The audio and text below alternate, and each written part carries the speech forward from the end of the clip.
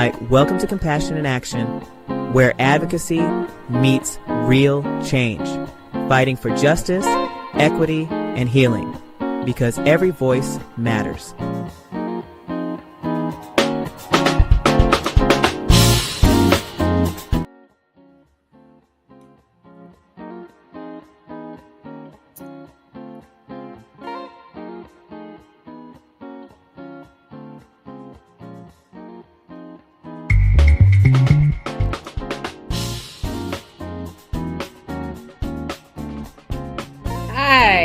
Welcome to Season 2 of Compassion in Action.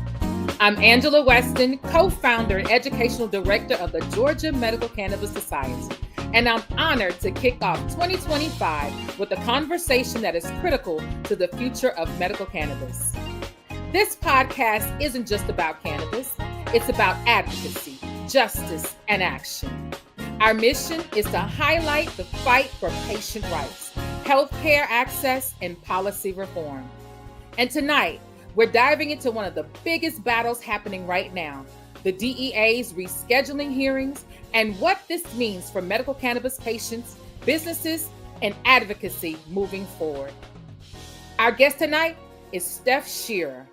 She has been leading the charge for medical cannabis reform for over 2 decades as the founder of Americans for Safe Access. ASA has been on the front lines of advocacy, challenging federal interference and pushing for policy changes, including some of the most aggressive dispensary raids in history. Tonight, we'll break down the DEA hearings, ASA's advocacy efforts, and what we all need to do next to ensure safe access for patients.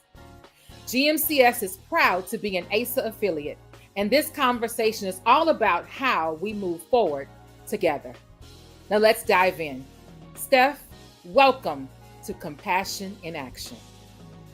Thank you for having me. Welcome. Now, Steph founded ASA, and it was founded in response to federal crackdowns on medical cannabis. We just watched some footage from the Obama's administration crackdown on dispensaries. I'm going to pull that up. And so we're going to talk about that, the origins and the history of the federal interference.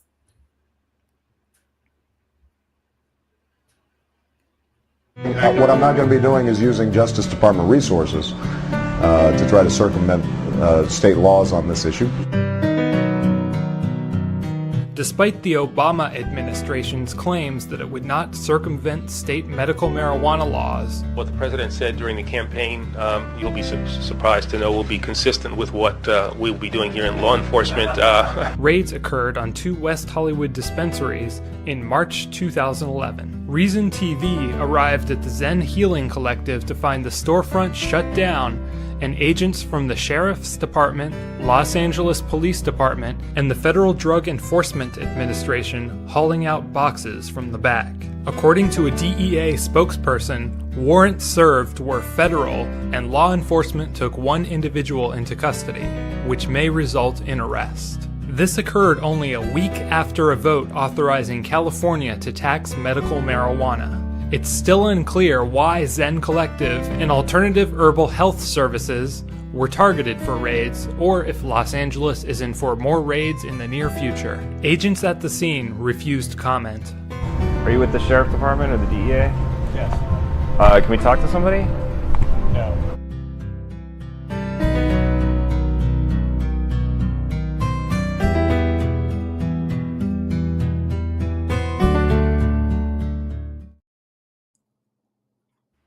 There were more Wow. in Los Angeles, by the way. A lot more. Wow. That's a lot. That's really a lot. But I just want to ask you a couple of questions, especially specifically to that too. So ASA was created in response to the aggressive federal enforcement against state legal medical cannabis. So what was happening at the time when you took this action? Yeah, what was happening was under the Bush administration, Bush 2, and Bush Jr.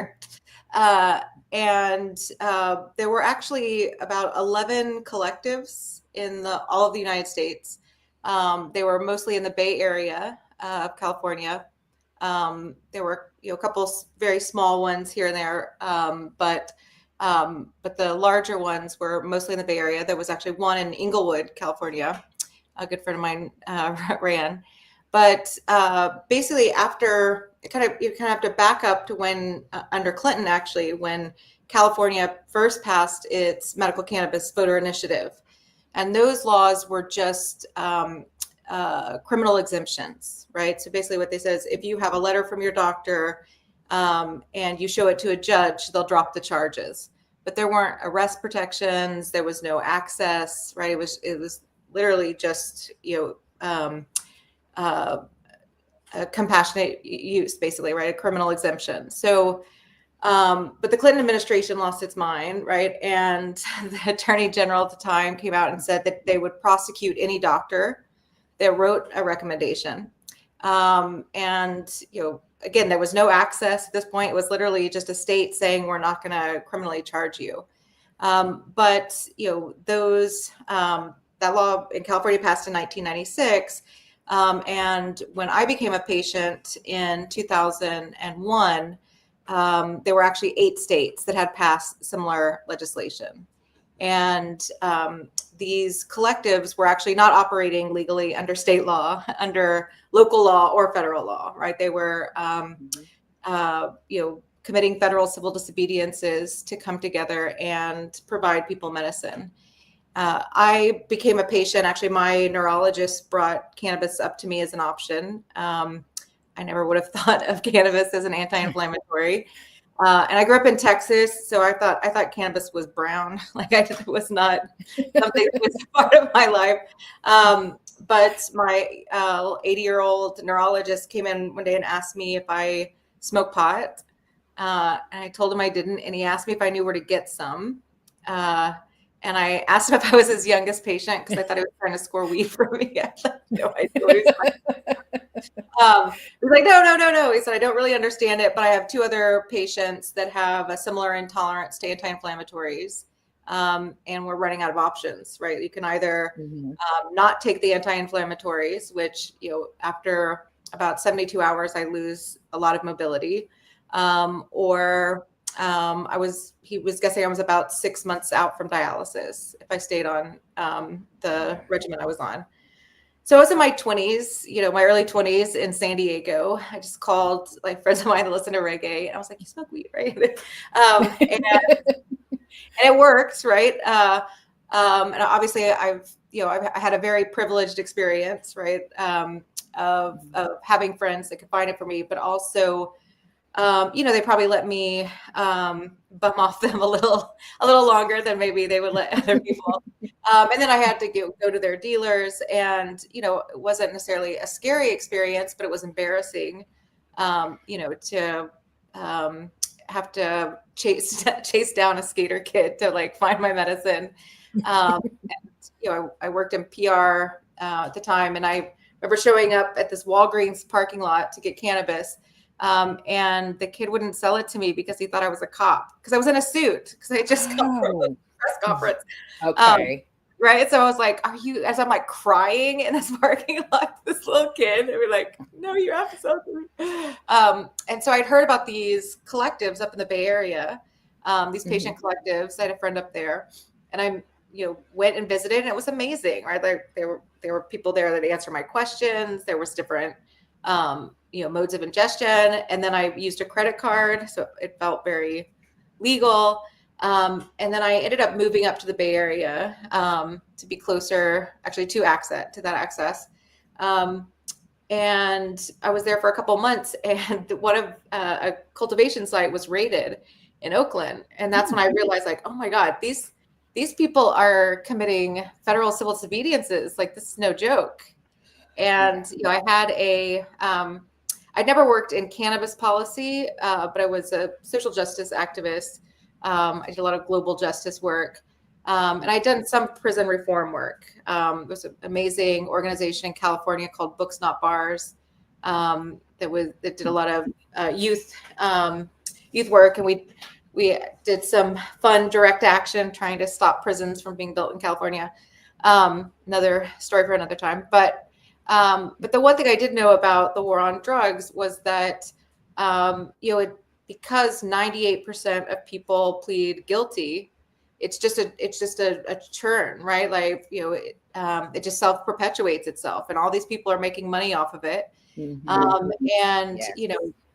were actually at one time trying to organize this campaign just to have people plead not guilty at their arraignment, because just that would close down the system, right? Like just that hiccup.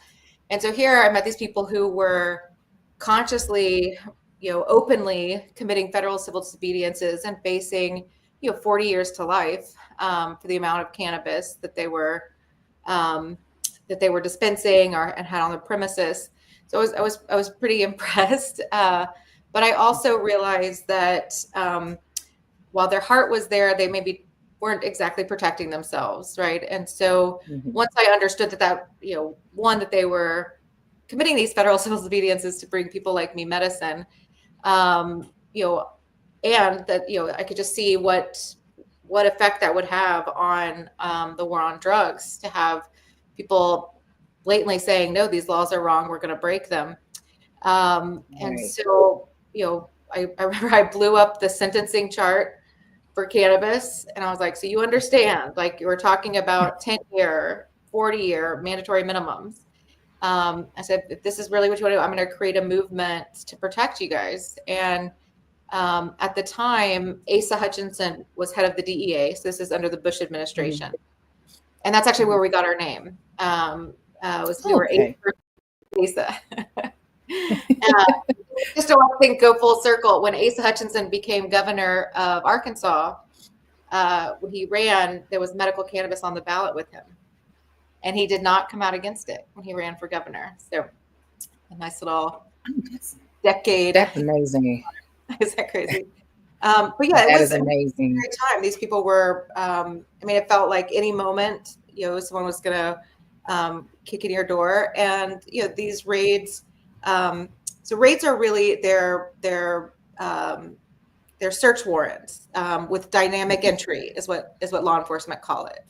And so dynamic entry means you don't wait, right? You just come in with guns drawn, and make a lot of noise, get everybody scared on the ground, and secure the premises with a lot of yelling and a lot of fear, and then you start, questioning people and arresting people. So one of the first things that I did was with a group of activists I'd worked with.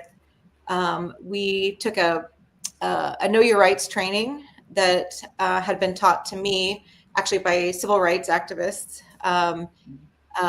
about basically how to get arrested, right? It's like these role plays of like how to have a successful law enforcement encounter. And so we modified it for people working in the cannabis space. So, it's just a lot of practicing, like walking away if a police officer starts talking to you, like, asking what your rights are, knowing what they are, and then really practicing saying, I choose to remain silent, I want to speak to an attorney. And probably did 1,000 of those trainings over the years. And then we organized an emergency response plan. So when we started ASA, there had only been about 11 raids total and federal actions. And under our watch, there was over 400 raids, and we held over 320 raid responses. It's a lot. Yeah, a lot. So you're basically saying, so you were saying that you were teaching people how to get arrested in a sense? Yeah, or what they need to do. Yeah, and to be safe, right? And we we still do that training. I actually just gave a modified training for some women's rights activists who are dealing with people without birth control. But it's basically a way just to prepare for what happens, right, when you get arrested. And even though there were some prosecutions, there definitely could have been a lot more if people hadn't been prepared, because again, a raid means that they don't have enough information to arrest you. It's a search warrant, right? Like they're looking for something else, right? And so,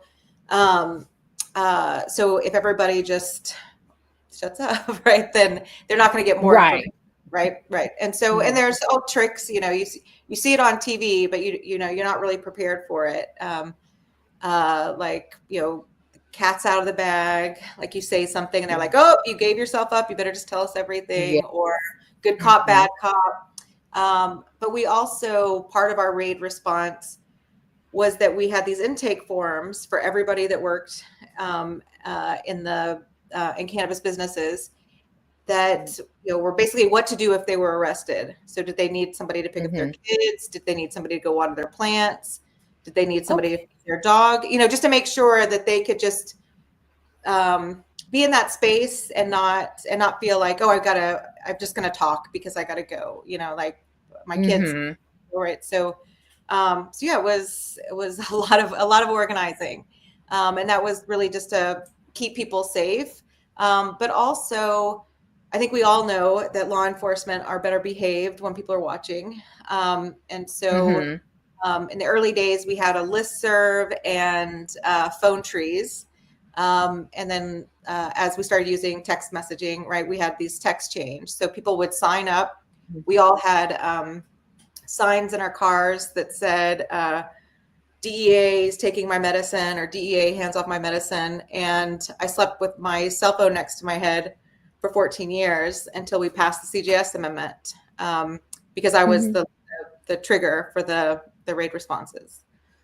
So it was definitely an intense time. And that was sort of the public part of what we were doing. And then in the background, we were removing barriers that were, keeping us stuck in this, with cannabis both being prohibited under the Controlled Substance Act, but also, barriers keeping it from moving forward as a complex botanical medicine. Wow. So basically a lot of what you were doing was helping people to minimize the fear. So of course, when you're in fear of what could happen, what you need to do, all of that, that's when you begin to start talking. And so at that particular point, if you minimize that fear, people are a lot safer. And they can keep a clear head and know exactly what to do. So that was good to have them prepared for that. It's a sad occasion that we had to have something like that. But however, having that preparation prior to and understanding what your rights are is very important. Patients are still in danger. And one of the things that we did already this year, because, I don't want to talk too much about current events without my blood boiling, but I'll just say there's a lot of really scared people in this country. I think that's what we saw this election. And, animals only hurt other animals for two reasons. And one is to eat them and the other is when they're scared.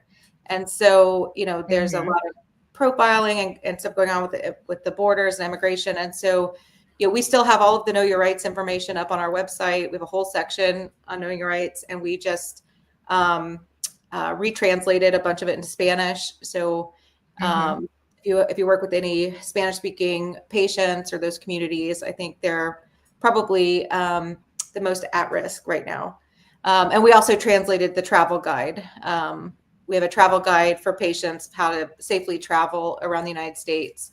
And it was a project that we had sort of half done. And as soon as we saw what was happening with immigration, we just move those to the front of the project.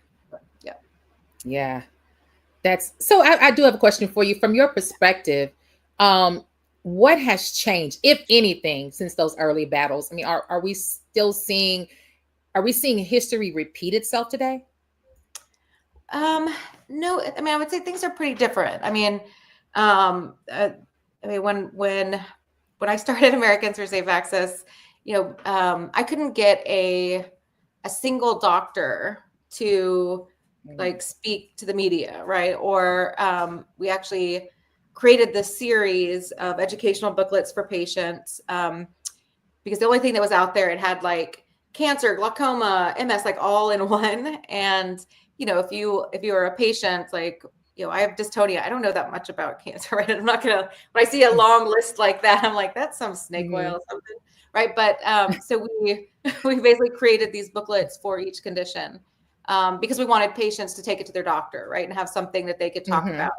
And if you give a list, of all these conditions, it can scare off a doctor, right? So, so I had these researchers and doctors work with me to put those together, and I couldn't get any of them to put their name on it, which is funny because now people are jumping over themselves to take credit. Right? Yes, That's a huge difference. The other thing that, and this may seem subtle, but I might actually cry talking about it right now. But this last session of Congress was kind of brutal for us. I think you had, I know you and I have talked about that. But one of the, and a lot of it was just misinformation, right? That was on Capitol Hill. But coming back onto Capitol Hill, it had been a while for me. When I went into new offices, and asked to speak to whoever's working on medical cannabis in their office, they gave me their health policy staff. And that may not seem like a big thing to you, but for 20 years, I could not meet. They would give me their judicial staff, and I was like, I do not want your judicial staff. I want this is health policy. So yes, that is it's really amazing. And no matter what happens with the rescheduling hearings, and honestly, those rescheduling hearings weren't going to do anything for us anyway. The whole process wasn't, except for one thing, and we already got it. And that was FDA and HHS finding that there's currently accepted medical use in the United States. And that was the best that we were going to get as patients, and we got it. And so I think the part of a lot of the work I've been doing this year and kind of reformulating our campaigns. And I think when I saw you in DC, we were starting to talk about this at the Validated Voices Summit. Is like taking off that defensive, cloak, right? Like we've had to wear this defensive armor where patient advocates, the first 20, 30 minutes of a meeting is justifying that our medicine's medicine, right? That I'm not a doctor, I'm not a chemist, I'm not a pharmacist, right? But I know I can move, I know that I'm 25 years into a dystonia diagnosis, and I'm pretty freaking healthy. So I think that really changes, right? Like if we all know this is medicine, right? Then the next challenge is, how do we get this to people? And I think that's really where I think we're feeling a lot of that disconnect in the States. And I know you guys are going through it right now. Yes, really, we are. Yeah, but I'll say, so I know you wanted to hear about the rescheduling hearing, so I can give you a little update, like get a little. Okay. So first of all, I think that that this is going to be controversial, what I'm about to say, but I think if HHS would have come out with Schedule 2, that the DEA would have been fine.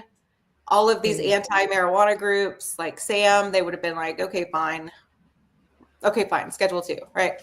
But the fact that HHS made this Schedule 3 recommendation, and I know there's some weird politics behind why they decided that, it was too much. It was too much for the DEA. It was too much for all and they like literally blew their mind, right? Like I think they were expecting Schedule 2, and so what we saw happen, when first the HHS findings leaked, right, and then a little bit later, the Department of Justice, put out the notice that they were in fact starting the rescheduling process for Schedule 3.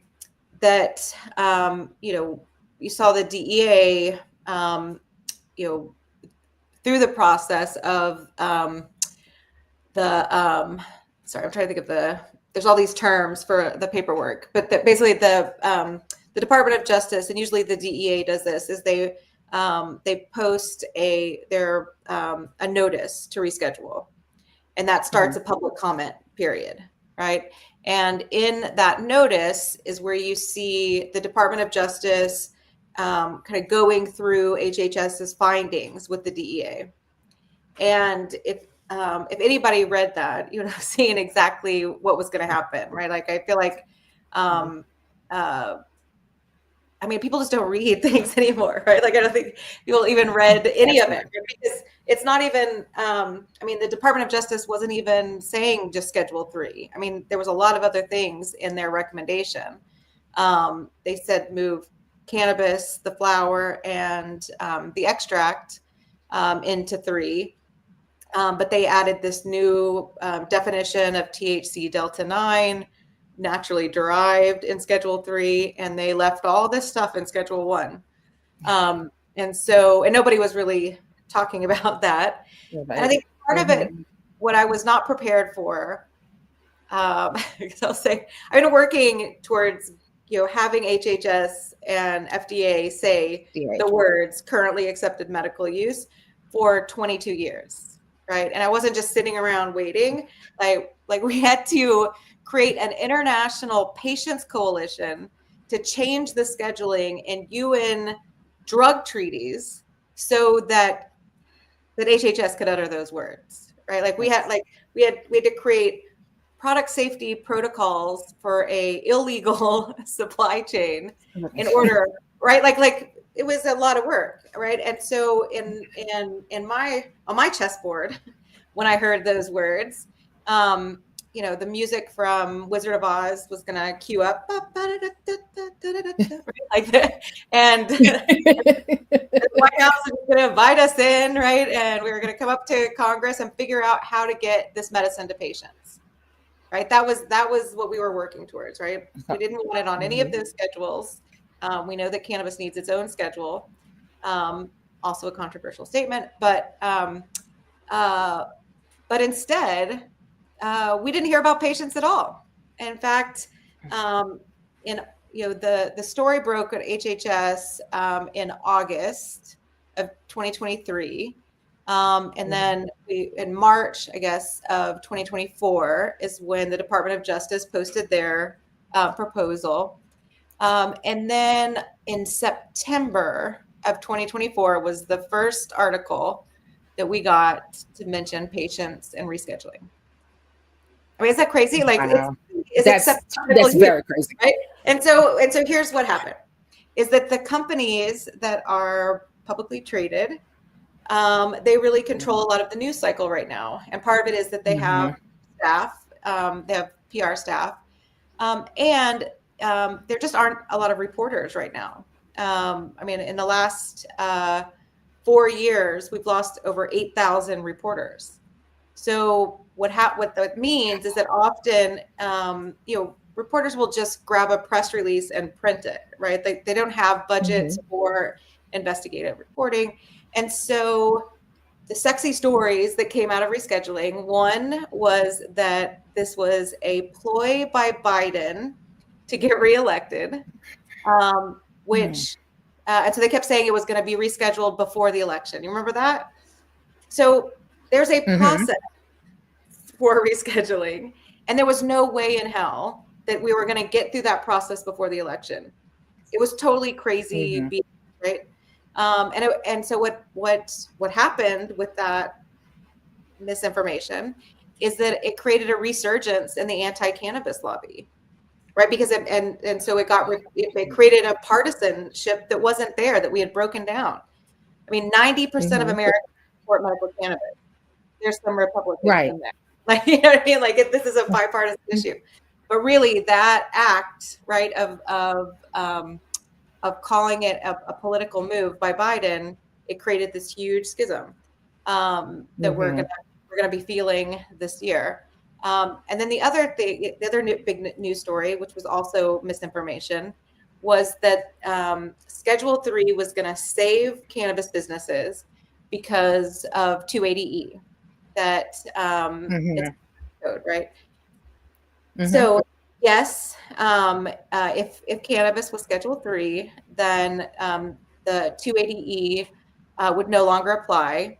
But that's not the only tax law, right? And so here's the misinformation, is that if cannabis was Schedule 3 tomorrow, all of the activity that's happening in the states, medical, adult use, all of that, it's still illegal. We're still operating completely outside of the Controlled Substance Act. The only Schedule 3 substances that are legal are ones that are prescribed by a doctor, that are in pharmacies, that are FDA approved, right? And so just think about it, like people who sell purple dank, right? They're not able to deduct their business expenses, right? And they're using a free substance, right? And mixing it with the Jolly Rancher and whatever. I don't know the recipe. Not really. I really don't know the recipe, but I promise. I was just watching Mo the other night, so I saw him make it. But yeah, I mean that's an illegal Schedule 3 substance, right? And people are selling codeine, right? So in this country, if you make $1, you owe this country taxes, right? Like no matter what you're doing. If you are a prostitute stealing cars, our tax code is very clear. You owe taxes. I think the most famous case of that is Al Capone, right? Like that's Al Capone. That's the way they took him down, was that he didn't pay his taxes. Not murdered 1 million people, right? So there's also a very clear tax law that says that you cannot deduct business expenses if you are bringing in funds illegally. I mean, it's clear as day, right? And so, so again, that was a misinformation to raise stock prices. For people to think like, oh, this is coming around. But the sad thing about this, and I've seen this a couple cycles in cannabis businesses, was that the reality is that people are hurting, right? Like. We were not supposed to be in the state model this long, right? Like, and that's a whole other story. But nobody's making a lot of money. Even the people who say they're making a lot of money aren't making a lot of money, right? Making money. Right. They're not breaking even, and they have huge debts coming up in 2026 that's going to tank those businesses. So this idea, though, that the banking bill, that's another big myth. That thing is never going to pass. Occupies a lot of space. Is more act cops that are like, okay, any day now. Oh, Chuck Schumer just got up and talked about banking. So any day now, we're going to be able to get a loan for our business. So you know what? We'll take out that second mortgage on our house. And so this, this supply chain that people have touted as, potentially creating generational wealth is really creating generational debt. And it's heartbreaking, right? Like, and I'm seeing, people are making decisions based on this misinformation that, they're going to be able to deduct their business expenses next year. So we can dip into junior's college fund or, and this happened during the Obama administration. The clip that you were playing of the Attorney General saying that they were going to stop the raids. They tried, right? They put out a memo. But the U.S. attorneys decided they didn't want to follow that memo. But at that time, remember Obama came in and inherited a recession, a huge recession, right? And so you had all these people, construction workers, real estate agents, everyone in that arena out of work. And they were desperate. And then you had, cannabis consultants and a lot of the business organizations telling people like the water's fine, right? Like open a dispensary. And so, a lot of people went to jail. And we had a situation where we had 97 dispensaries open up in Billings, Montana, right? That's like one per person. Not really. It's more than 97 people in Billings, but it was a lot, right? And so, part of what I think a lot of people coming into the cannabis space, especially if they're coming in through the hemp space, they have no sense of history of how we got here and what it took to get here. And I think part of that, it's not by accident. There are definitely a lot of consultants and lawyers that take a lot of credit that they don't deserve for getting us here, when really all of this is happening because of patient advocates. But what it means, though, is that they don't really understand what are the next steps, what has to happen for us to move to the next piece, and they're looking for loopholes and ways around things, right? Which I'm all for loopholes. Like, honestly, we would not be here. We definitely drove some Mack trucks through some loopholes over the years. Loopholes. Oh, yeah, yes. Like the first dispensaries were a very exaggerated definition of a caregiver. And I mean, very exaggerated definition of a caregiver. But so I'm all for it, but we knew that that's what we were doing. Right. And, we had I'm working off a chessboard, right? Like I said, like we have a strategy. This, when this happens, we know this next piece happens. Right. And I think, two things that have happened that were not on my chessboard at all. One was that the adult use businesses would come after medical. Like, that was, honestly, I had mind blowing. Yeah, I mean, honestly, the worst. And I still, I'm sure we all have this in our lives, but in your career, we had something like we made a big mistake, or for me, it was actually in Washington State. This is the first time I saw adult use come after medical. And I was just so taken off guard that we didn't make the best decisions. Like we got really defensive and didn't stay being proactive, and we lost medical in Washington State. And it kind of created a trend that we're seeing in a lot of the states that have both adult use and medical. And I think, I was trying to find out, for the community, and I'm sure you've seen this on LinkedIn and other social media threads, where people say, there's no such thing as medical versus adult use. All use is medical. I was like, what? I was like, okay, maybe in the same way that, you can have a glass of wine a day or whatever. But I will tell you, not all cannabis is medicine. Right. Like the preparations that we're seeing today, that's not medicine. Right. Like, it's your and people aren't being honest about the safety profiles of these products. So I think that the other thing that people are mistaking the lax nature of enforcement. Like that's the way things are going to be now, that law enforcement is just going to let us do what we want. And this is actually a police tactic that we saw over and over and over again.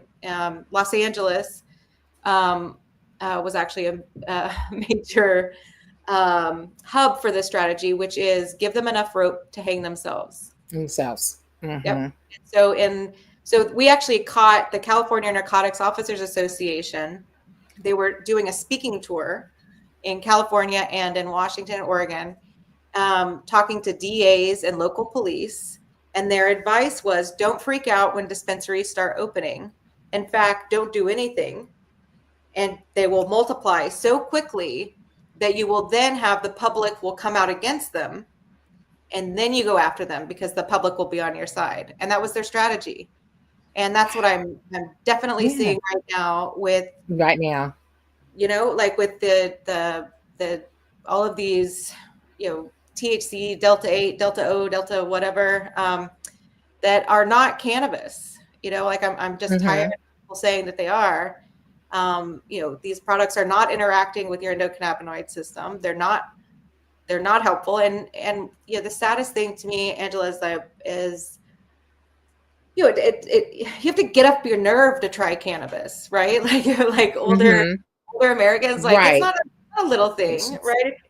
Like the war on drugs was like beat into us, not just for the criminal justice side, but all sorts of other shame and which, by the way, I love your No Shame campaign. But it's really built it. So when you finally get up the nerve to go and buy cannabis, what happens if this thing that your loved ones have been telling you to try forever, that you and I know would could be a great option for them, that they don't get cannabis, they get one of these Franken cannabinoids, and have a horrible experience, and they're never going to touch cannabis again. And a lot of it is like, it's like scorched earth strategies. And I think that's, coming back to the US from my hiatus in Europe, I was having a hard time like getting a grip of like, what's the strategy? Like what are these hemp companies doing? Like what are these adult use companies doing? Like, I don't understand, like the banking bill. I mean, the banking bill is a joke. I mean, not a joke. It is, but we wrote the banking bill as a strategy. It was a tactic, like a media stunt, honestly, because we couldn't get members in Congress to be anywhere near cannabis businesses, right? So like 6 years, we finally got them comfortable with like talking about patients and wanting to help patients, but they didn't want to talk about where we were getting it. And I was like, where do you think this cannabis is coming from? Right. And so we came up with this idea. I was like, okay, well, patients are in harm of robberies because they are all cash businesses because of the banks. Mm-hmm. And so we wrote this bill that was not supposed to be standalone legislation, the first banking bill, 2011. And for a whole session of Congress, we brought businesses up to meet with their members. And then after that whole session, then we were able to get Booker and Gillibrand and Rand to include banking language in the CARES Act, right? Like banking, you can't force banks to do business with illegal. I mean, it's silly, but it's, it's distracting. Mm-hmm. Not so great way. And we haven't gotten far with the MORE Act. We've been hearing about it for quite some time now, and it still hasn't, gotten as far as I think I would like it to go, because of course it's still a cash-based business, and it's very difficult. The MORE Act is not what people think it is. We have never endorsed the MORE Act, and honestly, I didn't feel like we had to be very vocal because it doesn't have a very good chance of passing anytime soon. But the issues with the MORE Act are some of the similar issues are in the Booker COA, OA, what the acronym is. And then we're seeing in some of the new hemp legislation, and that is putting cannabis in the FDA. And that and it's a dangerous place for the regulations because a lot of the language looks like it's modeled after the Tobacco Control Act. Okay. And so a lot of people don't know that the FDA regulates tobacco. This happened in 2009 was when Congress gave FDA the authority to regulate tobacco.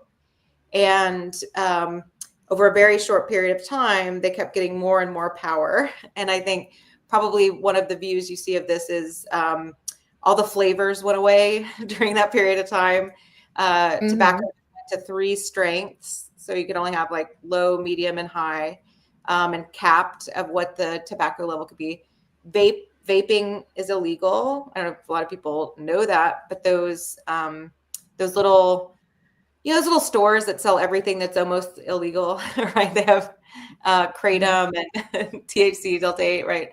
And sell vaporizers. That's a huge illicit market that the FDA created. But they, in order to get a new tobacco product on the market in the United States, you basically have to, do the research that's equivalent to a new drug application, right? Okay. And so if you think about like it's on the shelves right now in dispensaries and in hemp store, like within both of those markets, which I always call that the sparring between those two markets. It's like the war of the glass houses, right? Because you have the regulated places saying, well, that's not safe. THC Delta 8 isn't safe. All of these other cannabinoids aren't safe. But I think, if you turn the mirror back, I don't really think that any of those businesses would be able to prove the safety profile of shatter or any of these really high concentrates. Like they're not investing in safety studies. So if you get the FDA involved, you're going to see, I don't know what's going to be left on the shelves, honestly. Internationally, the serving of THC is 10 milligrams. Well, how many servings is in shatter, right? Like how many? So that's where I would, that was one thing I was questioning. I was like, who's writing this? Like, what's the plan here, right? Like, and then I realized there isn't a plan. That actually, that a lot of the there's no thought leadership in that space. I mean, there used to be, like 10 years ago, there was like 4 white guys I could call and yell at, and like, we could argue it out. But now we really just see these companies that are, like I just feel like they all have golden parachutes, and they don't really care about scorched earth. Like they could give it what they leave behind. And so just anyone who is running a business, I would just like think about this, picture this. If you were getting onto an airplane and the pilot and all the staff had parachutes and a helmet on and told you don't get one, are you going to get on that plane? Because that is what all these businesses are doing. They're following the news cycle of these businesses, and all of these guys, they have golden parachutes, right? They're going to get paid no matter what happens, right? They've got exit plans that don't include every mom and pop making it, right? Like that's not part of their ethos. And so, it's a hard thing to say, and nobody really wants to hear it, but what it means on Capitol Hill is that, you have policymakers thinking that they're doing something good, right? Like I know a lot of the authors, like, the MORE Act is another one. The name of that bill, like in its title, it says the words decriminalization. Well, there's a whole section in the MORE Act that creates new criminal penalties. It's not decriminalizing. Oh, okay. New criminalizing, right? And so I think that if you kind of break up all the sectors, you have the business people that are like in and out, and we've seen all sorts of waves of different business people.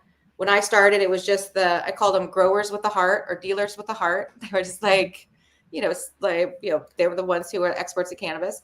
And then there was this wave of all of the check cashing businesses. Like they all started. Remember those. And people that did online gaming and like a lot of cash weird businesses got involved. And then there was like a wave of arrests. And then there were a lot of people within the real estate sector that lost everything during the recession. But they were also property owners, right? So like most of the funds include like, people who owned these warehouses, and they're like, okay, well, how hard can it be to run a cannabis business? So, so I think that, I know that people are, it's almost like they're so bought in at this point that they only want to hear good news. You know what I mean? Like, and I'm like, why are people listening? And I was like, it's because they have no choice, because they're going to go tell their wife, like this crazy ass cannabis thing that she told them not to do, right? Isn't going to work out, right? And, or, you just have to hope that you're going to get that money back for your kids' education, right? Like people are just so bought in. And then the other side of it is that I feel like people think that it's all being handled in Washington, right? That like, oh, those business guys have it. And it's not, and it's not. And especially for patients, right? I think, something people always ask me, like, what is the big activist thing that needs to get done, right, to move this policy forward? I'm like, have you talked to your member of Congress or your senators about medical cannabis at all? Because what's happened is that people aren't, and I get it, people are really busy at the local level. You guys are definitely examples, right? You can find a minute in the day, right? Just to that access that's so close to you, right? That's what the people are working on. But in the absence of patients talking to their members of Congress over the last 10 years, there are people talking to them, right? And they're not telling them that patients aren't being served. That's not the picture they're getting. So if your members of Congress aren't hearing from you, they assume that the status quo is working. They assume that the hemp hemp folks, the adult use, they're taking care of you, right? So, they don't need to worry about medical cannabis policy. But that's truly not the case. Yeah, and it's not so. I mean, I'm 23 years in to this strategy, right? And there have been, we've had to move some huge mountains, right? Like I said, creating product safety protocols for an illicit substance was that was a project, right? That was 4 years of consensus consensus organizing. Again, organizing a international patients coalition to change. I mean, that took 15 years. So all of these major hurdles, right, that were on my street, they're all gone. Right? Like literally, like we're supposed to be starting Act 2 now. Act 2, right? Like this is now when we talk like starting over. This it's not starting over. It's actually I mean, it's almost like trying to explain to people why cannabis medicines aren't FDA approved, right? People hear you hear this from people all the time. If it's a medicine, then it would be FDA approved. You guys just want to get high, right? Like that's right. That's we hear that a lot. I'm sure. And the reality is, and as I've been working on sort of new messaging for, now I've taken my defensive suit off, got to get some new talking points for the proactive. And what I've learned is really, I knew that that cannabis isn't the only picked on herb, right? Like when you hear people tell the history of cannabis, I'm sure you've gone to a presentation and they start off with the pyramids, and you're like, oh my God, we're gonna be here forever. We found cannabis in the pyramids. No, but something people usually is in every presentation on the history of cannabis in the U.S. is that in 1942, cannabis was removed from the U.S. pharmacopoeia. Right, like we always talk about that. Well, if you broaden your vision a little, you would see that it wasn't just cannabis. Actually, 200 natural compounds were removed in a 10-year period from the U.S. pharmacopoeia. Right? It wasn't. This is an area that wasn't just about cannabis, right? And there is some capitalist side of medicine that was involved, but it was also just sort of where we were in science, right? That like the drug development model that we are working off of mostly still was actually created in 1909. It was a treatment for syphilis, right? Was this sort of magic bullet, single target drug development method where you'd find basically the trick is to find a chemical that will just kill the bad germs but not kill a human, right? And but because of just the bluntness of the scientific tools that we had at that time, that was basically all the humans could understand, right? Like you take a single target, one compound, put it into a human and see what happens. And with cannabis, I mean, polypharmacy is something a lot of people talk about, right? Which is like multiple drugs, different drugs to deal with all of these chronic conditions that have that honestly we don't really understand, which is another challenge to make medicines for them, right? But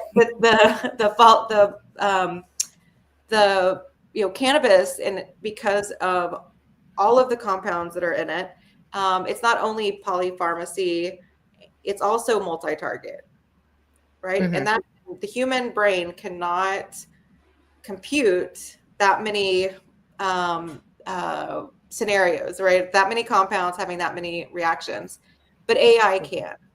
And we're actually seeing this global return to herbal medicines because it's not the medicine, the plant that needs to get fixed. The plant does what it does in our bodies, and we can feel it and we know it. The problem is that science doesn't know it, doesn't know what's happening, and so we can't have it. Okay, I understand. I got it. But aspirin is a multi-target drug. Aspirin, Tylenol, Advil, it does two things, right? It relieves fever and pain. We don't actually know why. Right. But everybody can have it, right? Like it has a safety profile. Right. So I think part of the future of medical cannabis activism is that we're going to have to hold this space of saying, yeah, we don't know. But what we do know is enough to move forward and to safely get this medicine. While you guys figure out what's happening in my body, we're going to take this medicine. Right. Because we know it works. We know it works. Even though there may not be a full explanation of how and why, but we know what it does. And you don't even know what dystonia is, right? You know, like I was misdiagnosed like for 5 years. You don't even know what's happening in my body. So how are you going to develop a drug for it? You know, there's 25 million people in this country that have rare diseases, and there are 7,000 rare diseases that have been identified.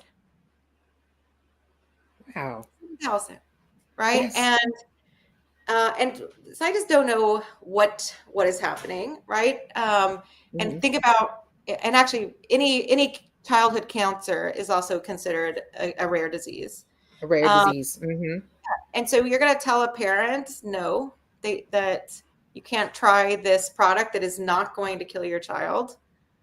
I mean, it's ridiculous. So it's the new advocate. We have to get self-righteous and say, like, look, you know, if these companies, and this is also where you get to this conversation about like medical versus adult use. You know, at Americans for Safe Access, we never envisioned a world where it would be either or, right? Like we left the door wide open for criminal justice reform and for, you know, adult use markets to come right through. And we made it a point in our advocacy to never create a new crime based on medical cannabis. We taught people how to, we created the product safety protocols. We did all of these things to open that door. And when people got across, they're the ones who said, not medical versus, they said adult use instead of. And I think that's where the tension is, right? And so with that, it leaves us vulnerable as patients, because I don't think that we have the protections as patients, for one, and then medicines that's not designed specifically for us and what we basically need. But not only that, and talking about the protections that we basically need, insurance, that's another one. Because even if you're talking about adult use would take care of that, but for those of us who are patients, we look at the cost of that. And so if it's considered to be medicine, we would like to be able to have that covered under our insurance, where we can pay a copay just like we would if we go to the pharmacy.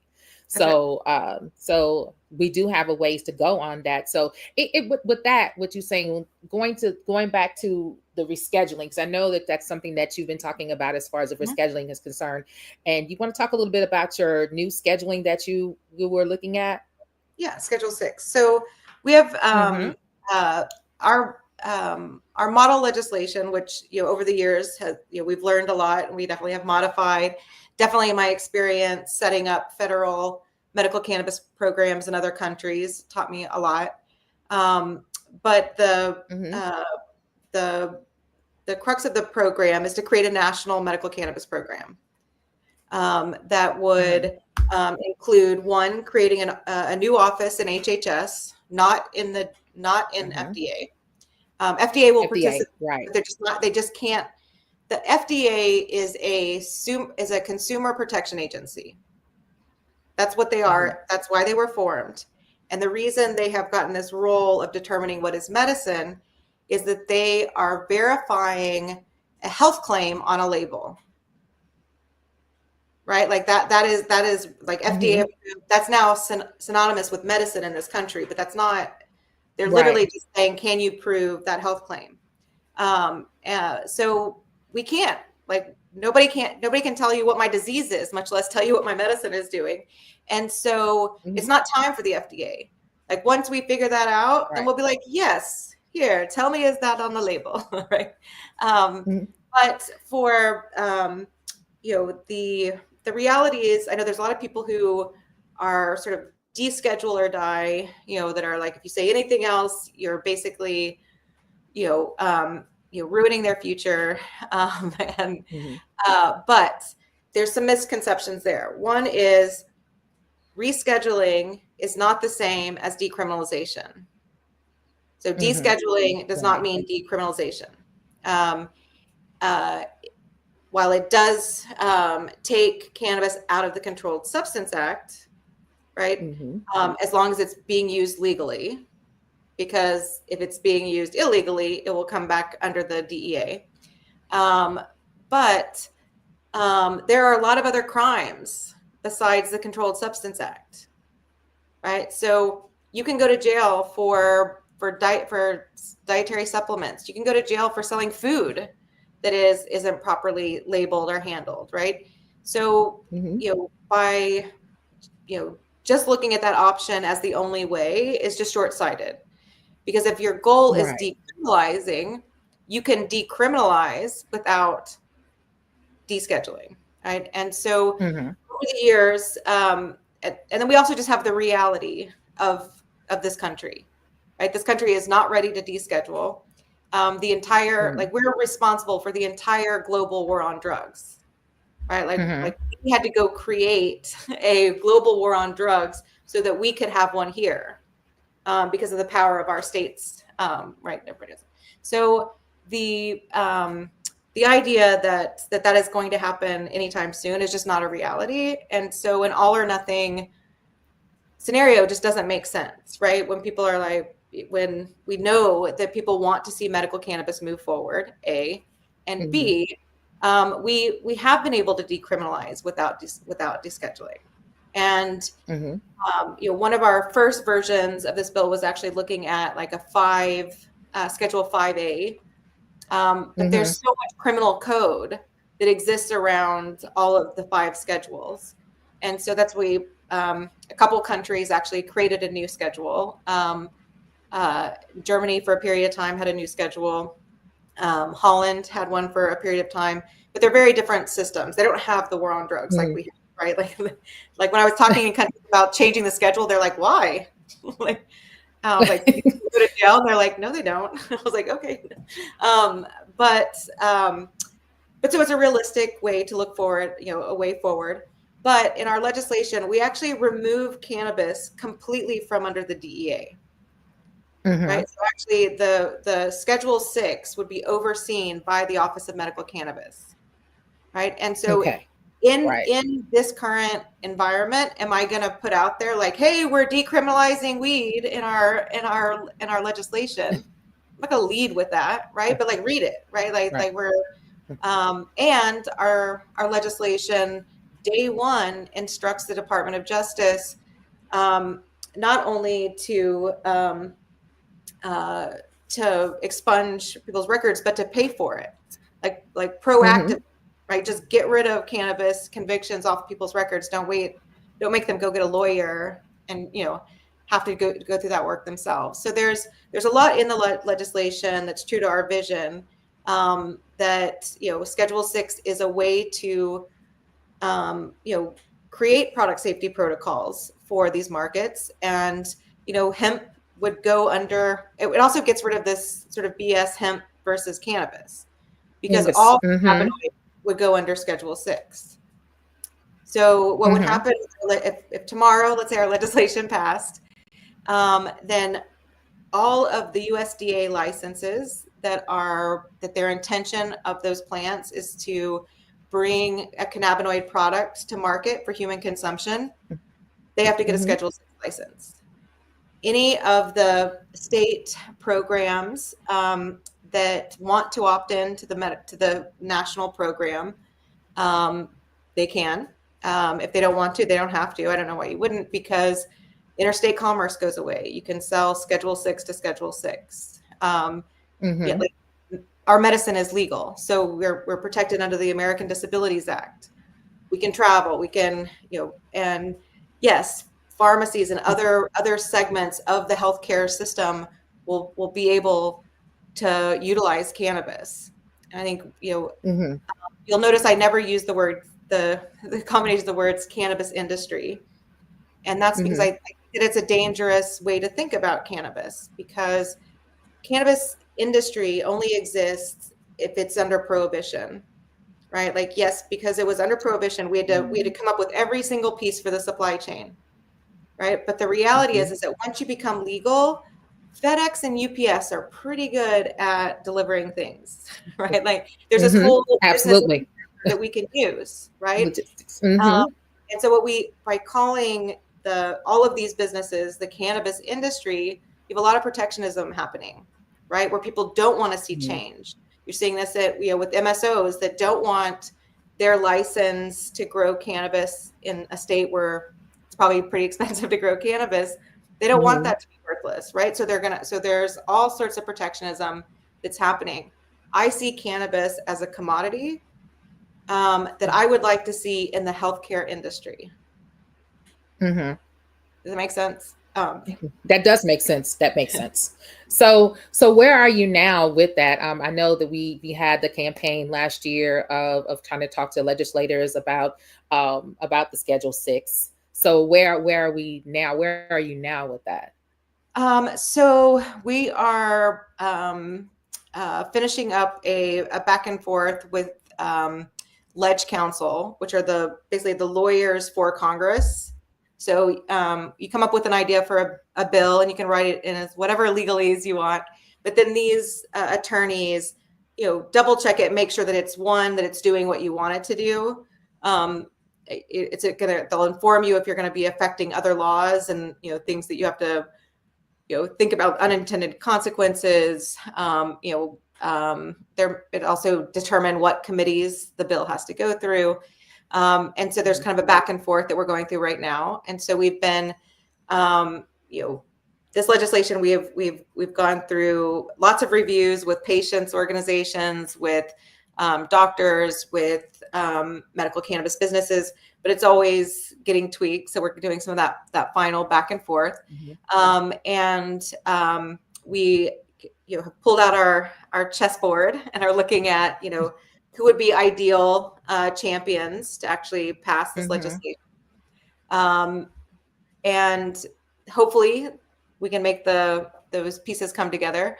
But if not, if we can't get the perfect, combination of champions, we're going to introduce this bill this year, even if we're not moving forward in a introduce to win, right? Like there's lots of reasons you introduce legislation when you do, but I think seeing what happened last session of Congress without having a medical cannabis legislation there, medical cannabis just we were out of the conversation, right? And so, so the bill will get introduced this year.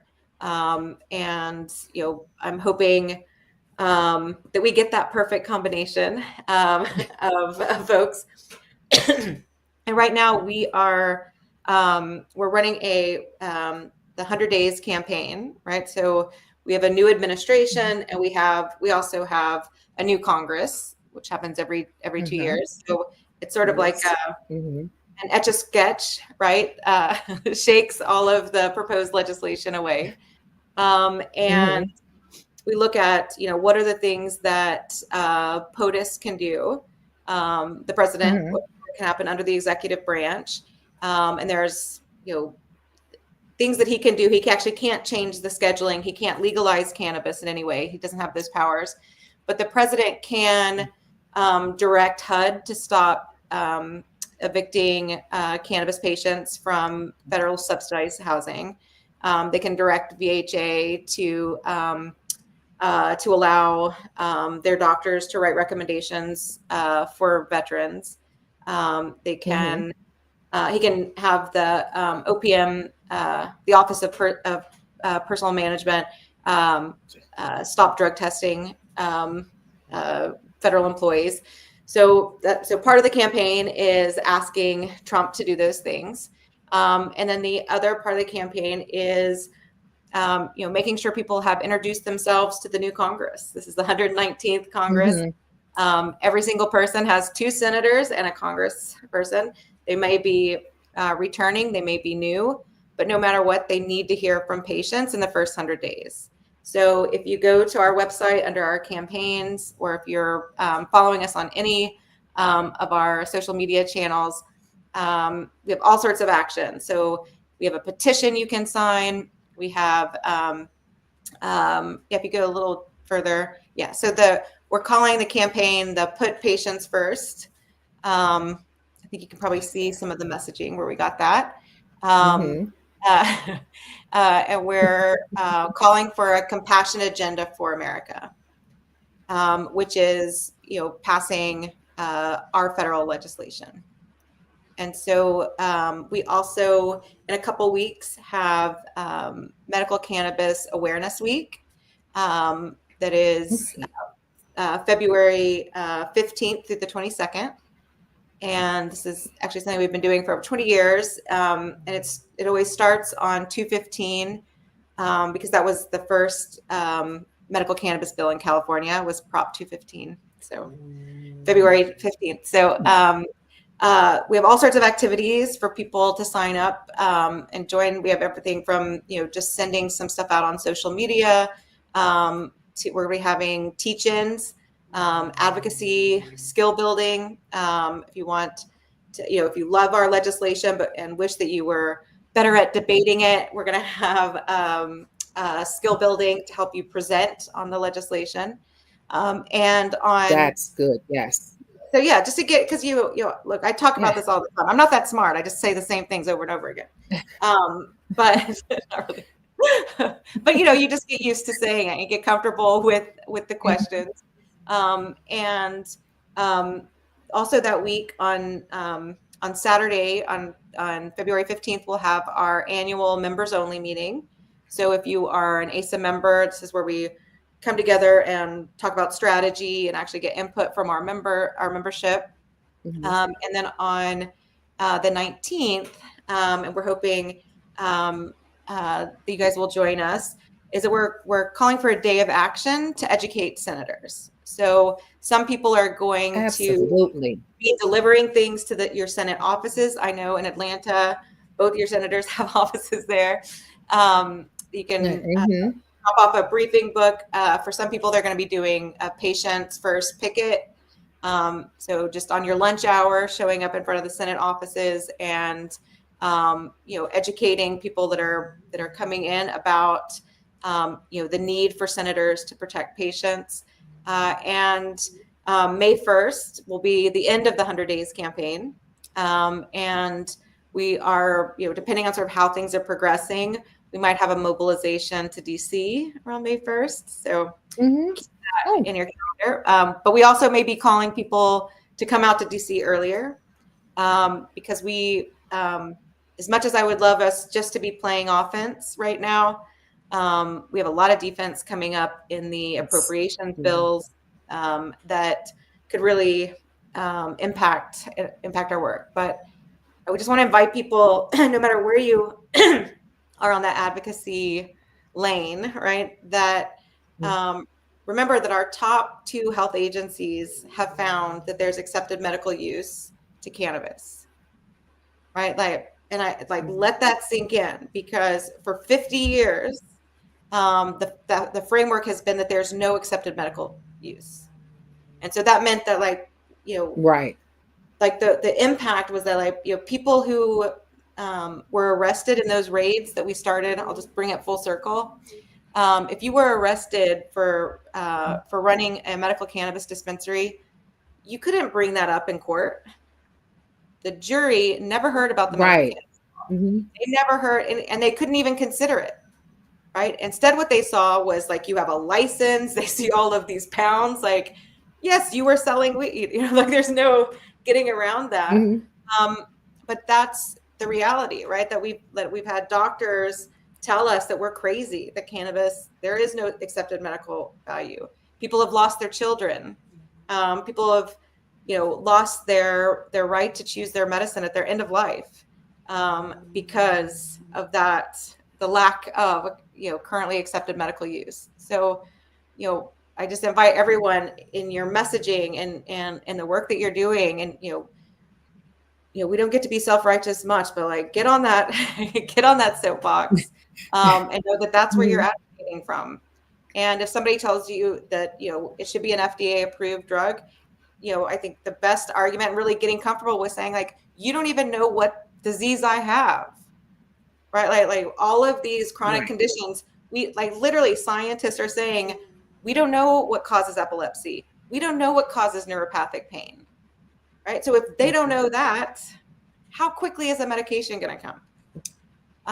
And I guess I'll leave you with this one other factoid that I'm enjoying using right now. And there was a report that came out last year that was looking at NIH's investment in drug development. So they basically looked at the last 358 drugs that had been approved through the FDA, through that drug approval process. And out of the 356 of those, NIH had made an investment in preclinical work of $1.4 billion per drug. Just let that sink in. So the industry's investment was about the same. So it's about $3 billion to bring a new drug to market in the United States. So very interestingly, NIH has also spent about $1.4 billion on cannabis research over the last 20 years, but 1.29 billion of that was proving the harms. So I think you put those two numbers together, there is no pharma solution coming around the corner, right? NIH has not made the investment for pharma to come in and put up just their 1.4 billion, right? Even though in 1999, the Institute of Medicine told NIH that they should be studying cannabis, right? That the National Academy in 2017 said, yes, study cannabis. And so it is intolerable to have elected officials tell us that we have to wait for something that's never going to come, right? And so when we look at the new crisis in medicine, which are these very complex diseases that, again, we don't really 100% understand, we definitely don't have treatments for them either. And so what is going to have to happen in this country is that we're going to have to expand the definition of medicine, because we actually literally cannot afford not to, right? 90% of our $4 trillion health budget goes to chronic diseases. We can't afford this. Like, we're going to have to find another solution. And so instead of feeling like you have to go all the way back to the pyramids to tell the history of cannabis, right, medicines, I also want to invite people to think about cannabis instead as being right on time. Where we are right now with cannabis policy is that it's a medicine that's right on time. And honestly, cannabis probably wasn't that needed by people when we didn't have all these chronic diseases. And so we don't have to make excuses for why. Like literally, here we are. Cannabis is right on time to help us with this new health crisis. Wow. So I just have some questions for you, like a final question, basically, on this too. Being in advocacy, I know that we've had a lot of efforts out here, and you have done so much over the past 23 years in getting this. And I do commend you for all the work that you've done. I feel that you are a large part of where we are now in the I don't want to say the cannabis space, but in the medical space right now, of where we are right now. But advocacy is tough. What is it that keeps you going? Because there are days we're doing things and we're like, you want to give up. We haven't been in as long as you have. Our GMCS has been around for 5 years now, but to say that you've been doing this for 23 years, please let us know what it is keeps you going and how do you keep going? You're like, you're crazy, right? I think, look, I think that when you see cannabis work for people, I mean, you can't not do this work, right? What is the option? And yeah, there's definitely we've had setbacks and frustrations for sure. And I think, what I'm constantly reminding myself and others is that I think we often confuse conspiracies with capitalism in this country, right? Like our healthcare system is a for-profit healthcare system. It's not a conspiracy, right? Like the names of these companies are for profit. They're assigned to make a profit.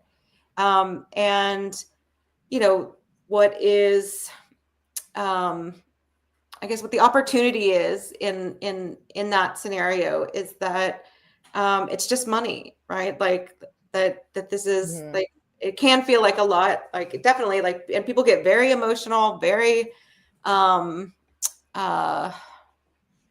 very hardened, very focused on the investment they think they've made that you owe them, right? For like I've seen it all, right? But we're going to change medicine, right? Like, and all of us know, if it's not ourselves that are the patient, we know people that we've seen cannabis help. I mean, at this point in this country, everybody knows somebody that cannabis has helped. Even it's like your crazy Aunt Margie or whatever, like she can walk now, like people are telling their stories, right? And that's happening. But I think, one of the movements that I've studied over the years, to look for guidance is actually the passage of the American Disabilities Act. And a lot of people don't know, it took over 30 years to pass the American Disabilities Act. Before that passage of that act, people in wheelchairs were not allowed to go to school. Like, if you were in a wheelchair, you could not go to elementary school in this country. We're just like, too bad. And the biggest proponents against the American Disability Act were churches, because the American Disabilities Act, one of the things it did is every building built after 1974 had to add a ramp or an elevator. And so churches didn't want to have to deal with that, right? It all seems so sad when you think about it. But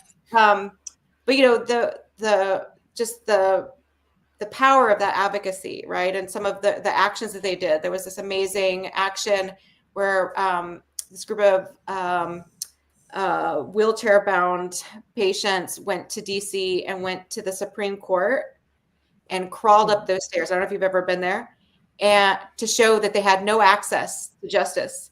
And the last person, it took her 7 hours to crawl up those stairs, right? Like, right, you just get the chills, right? Think about it.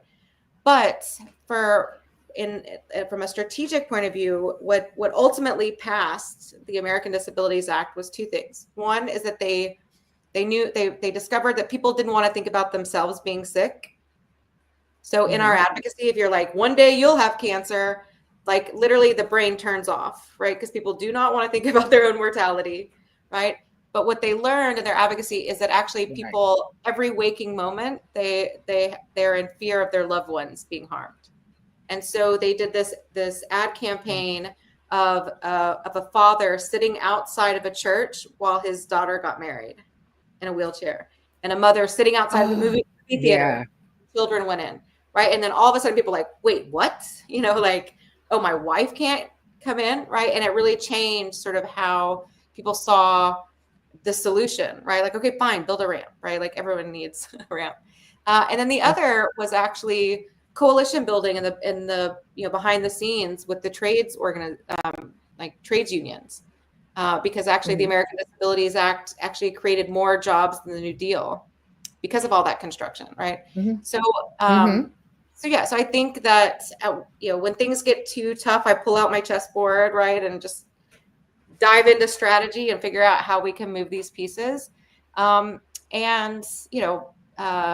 things get emotionally too tough, we're a patient organization. We've lost over 200 activists, who I know spent literally the last days of their life sitting in a courtroom, right?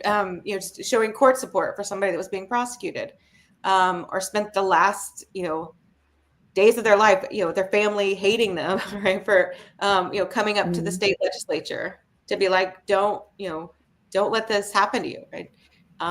Norm Smith, who had he actually paved the way for changes in laws around organ transplants for medical cannabis patients.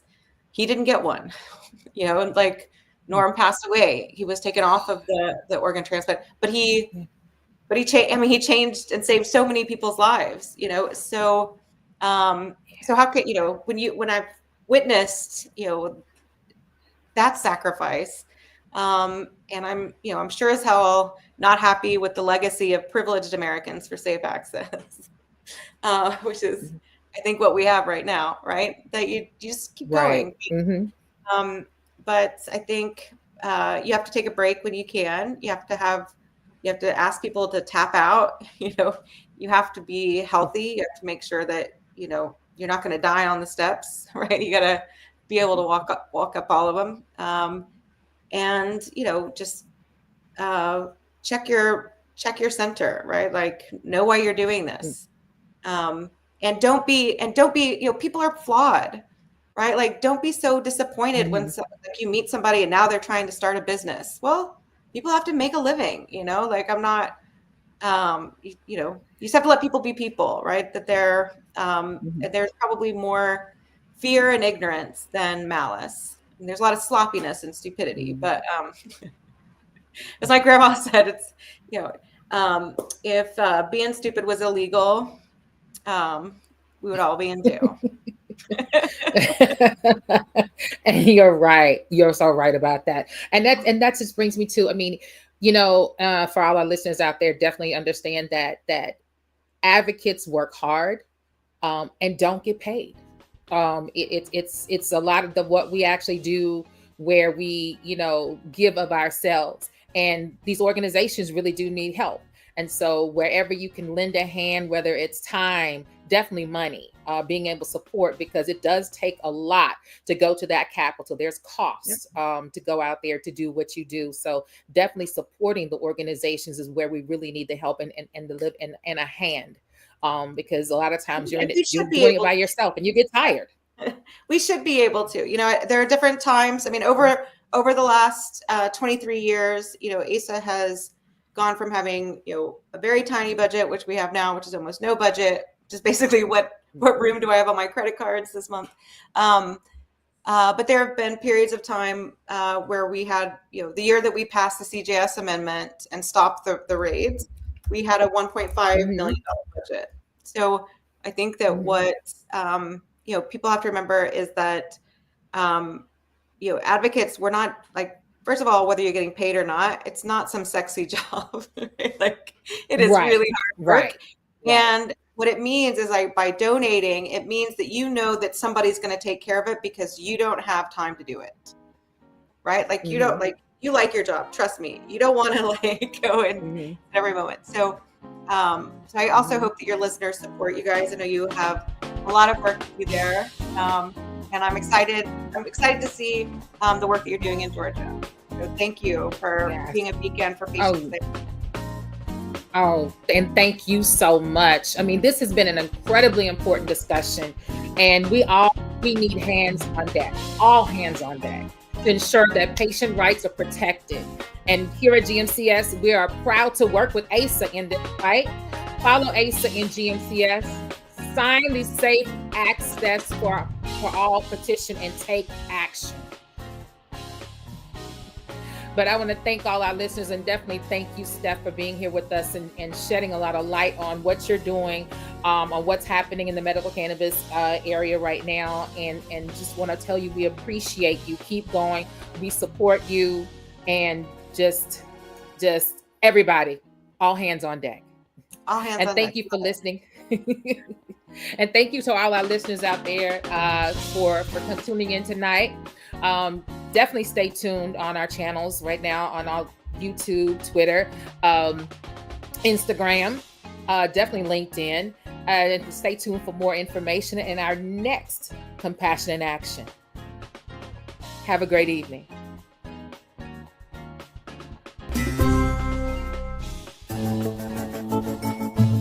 Hello, my name is Steph Sherer. I'm the founder and executive director of Americans for Safe Access. We are a coalition of doctors, patients, and scientists that are fighting to change the laws around medical cannabis so that patients and scientists have access. Now, this fight is much different than what I thought I would be a part of in my life, but it's taken me along an amazing journey.